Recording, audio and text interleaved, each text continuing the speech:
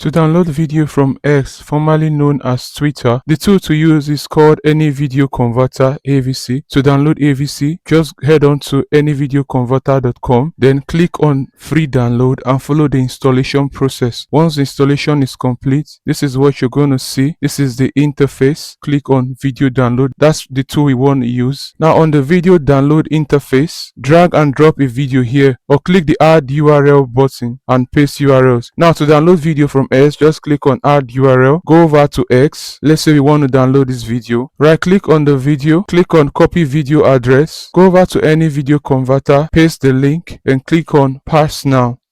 So as you can see here, it says analysis complete. One link succeeded. To download the video, click on the download now button at the top right corner of the screen.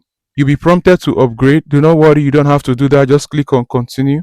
As you can see, the video is starting to download.